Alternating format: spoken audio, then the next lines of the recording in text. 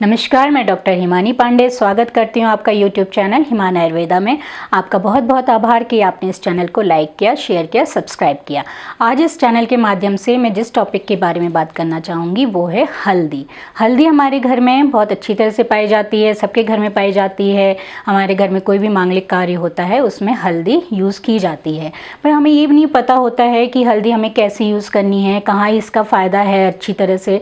तो आज इस चैनल के माध्यम से मैं वही बताना चाहूँगी। और अगर आपने इस चैनल को सब्सक्राइब नहीं किया है तो प्लीज़ आप सब्सक्राइब करिए और हमारा मार्गदर्शन बढ़ाइए। तो हल्दी, जिसको साइंटिफिक नेम में कहा जाता है क्यूरक्यूमा लौंगा, इसको इंग्लिश भाषा में टर्मरिक कहा जाता है। ये रस में कटुतिक्त होता है और जो इसका गुण होता है ये हल्का होता है और रुक्ष होता है। जो इसका प्रभाव होता है, जो वीर्य होता है, ये उष्ण होता है, मतलब ये गर्म प्रकृति का होता है।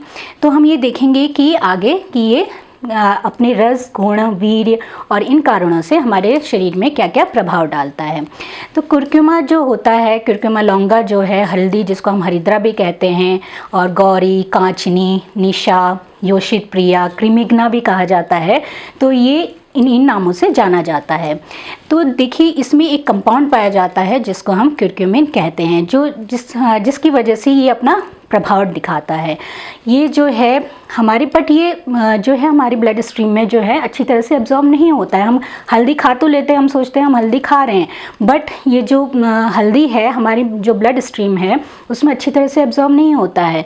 तो इसके लिए हम अच्छा क्या है, हम क्या कर सकते हैं कि जो ब्लैक पेपर होता है, जो काली मिर्च होती है, हमें उसके साथ इसका सेवन करना चाहिए। क्योंकि ये अगर हम इसके साथ इसका सेवन करेंगे तो ये इसकी एब्जॉर्प्शन को कई गुना बढ़ा देता है और हमारे शरीर में इसका जो है लाभ देखा जा सकता है।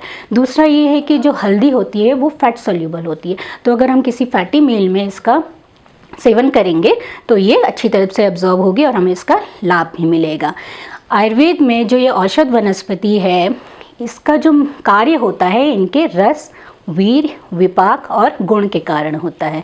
तो जैसा कि मैंने बताया कि जो इसका रस होता है वो कटु तिक्त होता है।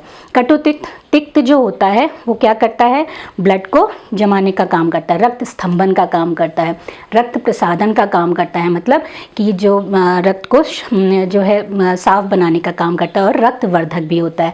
तो रक्त स्तंभन के कारण, मतलब कि ये रक्त को रोकने के कारण, तो जहाँ कहीं भी चोट लगी है, जहाँ कहीं भी चोट लग रही है, व्रण हो रखा है, घाव हो रखा है, तो वहाँ पे अगर हम हल्दी का लेप कर देंगे तो ये उसको रोकेगा।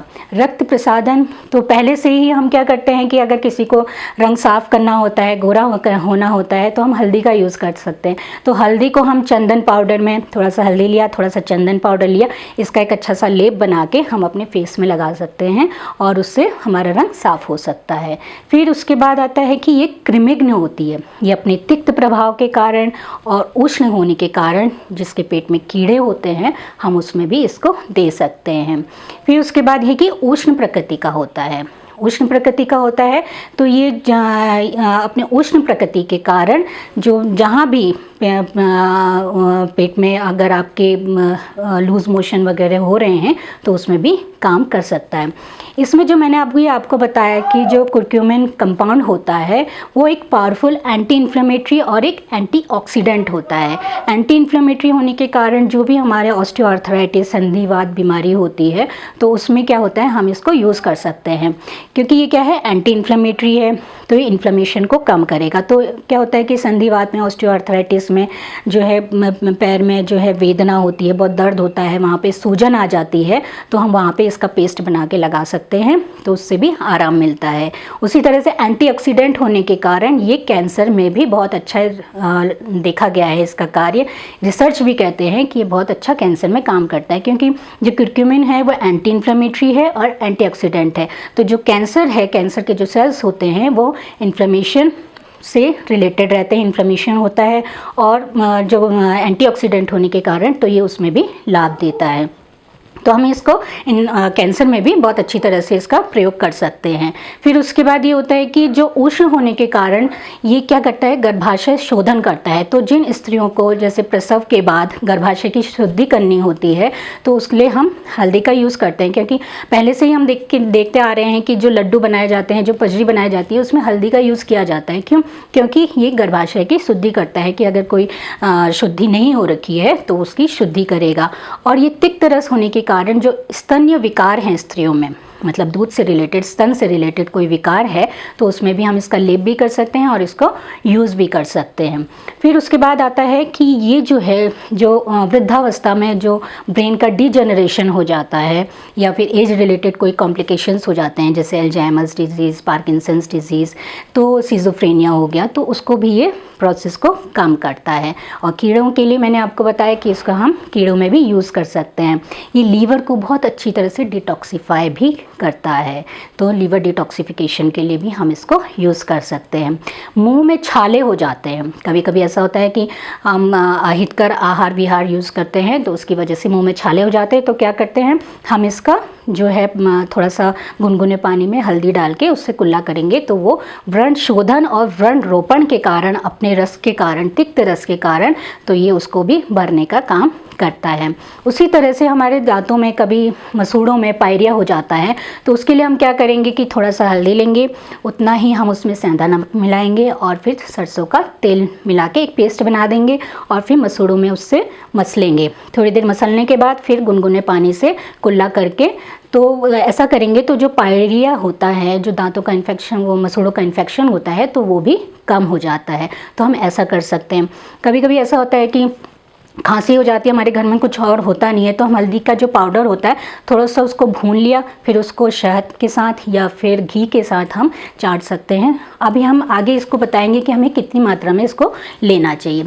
उसी प्रकार से जब कभी किसी को श्वास होता है, खांसी होती है, जो जुखाम हुआ रहता है, तो जो हल्दी है उसका टुकड़ा लेके उसको थोड़ा सा हम जलाएंगे, तो जो उसका धुआं निकलता है उससे हम उसको सूंघेंगे, थोड़ी देर सूंघेंगे। फिर उसके बाद हम क्या करेंगे, पानी नहीं पीना है उसमें, तो उसमें भी जो है आपका ये श्वास में और जुखाम में उसमें भी आराम देता है। कभी ऐसा होता है कि हमें चोट लग जाती है, मोच आ जाता है, तो वहाँ पे क्या होती है, सूजन आ जाती है, वहाँ पे दर्द होता है, तो हम क्या कर सकते हैं, जो हल्दी है, हल्दी लिया, थोड़ा सा उतना ही हमें चूना लेना है, फिर उसमें सरसों का तेल मिला के पेस्ट बना के हम अगर उस जगह पे लगाएंगे और पट्टी बांधेंगे तो हमारा जो सूजन है और जो हमारा दर्द है वो भी कम हो सकता है। तो ये तो हमने अभी बताया कि हमें कहाँ कहाँ पे इसका कैसे यूज़ करना चाहिए, और अब हम बताएंगे कि इसका कितनी मात्रा होनी चाहिए। तो इसकी जो है स्वरस, कभी कभी हम इसकी चटनी भी बनाते हैं, तो जो चटनी बनाते हैं तो हमें इसकी कितनी मात्रा में लेना चाहिए, तो जो उसका रस है वो हमें 10 से 20 ml तक लेना चाहिए, और जो चूर्ण की मात्रा है वो 1 से 2 ग्राम पे लेनी चाहिए। आजकल अब इसकी कैप्सूल भी आने लग गई हैं, तो कैप्सूल भी जो है हमें 50 से लेके 250 ग्राम तक लेनी चाहिए, उससे ज़्यादा हमें नहीं लेनी चाहिए, क्योंकि ये उष्ण प्रकृति का होता है। तो अगर हम इसको ज़्यादा मात्रा में लेते हैं, ज़्यादा मात्रा इन द सेंस कि हमें इसको अगर 3 चम्मच पूरा भर के 3 से 4 बार लेते हैं तो क्या करेगा, वो हमारे शरीर में अपना प्रभाव दिखाएगा, क्योंकि ये उष्ण प्रकृति का होता है। तो इसलिए जो प्रेग्नेंट वुमेन होती हैं उनको ज़्यादा मात्रा में, जैसा कि अभी बताया कि 3 चम्मच जो है अगर हम लेंगे 2 से 3 बार, तो अगर हम इतना लेते हैं तो प्रेग्नेंट वुमेन पे असर डालता है, अबॉर्शन कर सकता है। उसी तरह से अगर हम इसको, जिसको टर्मरिक से एलर्जी है, अगर वो इसका यूज़ करता है तो उसको पेट में जो है दर्द हो सकता है, क्रैम्प्स हो सकते हैं और ब्लोटिंग हो सकती है, वो हो सकता है। अगर किसी को गैस्ट्राइटिस की दिक्कत है या फिर हार्ट बर्न की दिक्कत है तो उसको भी इसको ज़्यादा मात्रा में सेवन नहीं करना चाहिए। उसी तरह से अगर किसी को बाइल की दिक्कत है, क्योंकि पित्त रेचक होता है, पित्त का रेचन करता है, तो अगर किसी को बाइल की दिक्कत है या गॉल ब्लैडर से संबंधित कोई विकार है तो उस समय भी इसका ज़्यादा मात्रा में प्रयोग नहीं करना चाहिए, क्योंकि ये इस सिचुएशन को और बढ़ा सकता है। तो इसकी जो मात्रा है वो अगर हम, जैसे हम डेली यूज़ में अपना किचन में यूज़ करते हैं, जैसे कि 1/3 चम्मच, आधा चम्मच 2 से 3 बार यूज़ करते हैं, तो वो बहुत अच्छा है। बट अगर हम इसी को 3 चम्मच पूरा भर के 2 से 3 बार यूज़ करेंगे कि हमें लगता है कि हल्दी है तो हम जो है अच्छा है हमारे लिए, बट ये उस समय नुकसान पहुंचा सकता है। तो जो और ये क्या करता है, बीपी को भी लो कर सकता है अगर बहुत ज़्यादा मात्रा में इसका सेवन किया जाएगा। तो जिनको बीपी लो की दिक्कत है तो अगर वो भी इसका ज़्यादा मात्रा में सेवन करेगा तो उसको बीपी लो हो सकता है, तो उस समय इसका ध्यान रखने वाली बात है। और ये डायबिटीज़ में भी प्रयोग कर सकते हैं हम इसको। तो डायबिटीज़ में हम इसको आंवले के रस के साथ प्रयोग कर सकते हैं, बट अगर हम ज़्यादा मात्रा में प्रयोग करेंगे तो ये दिक्कत कर सकता है। तो अगर कोई मेडिसिन ले रहा है डायबिटीज़ की, शुगर की, और वो ज़्यादा मात्रा में इसका सेवन कर रहा है तो उसका ध्यान रखना पड़ेगा। तो ये कुछ चीज़ें हैं जो हम हल्दी हमारे जीवन में रोज़ यूज़ होती है, और हमें इसका कैसे प्रयोग करना चाहिए और कितनी मात्रा में प्रयोग करना चाहिए, तो वो मैंने इस चैनल के माध्यम से बताने की कोशिश की है। तो अगर आपको ये टॉपिक पसंद आया हो तो प्लीज़ इसको लाइक, शेयर और सब्सक्राइब करिए। धन्यवाद।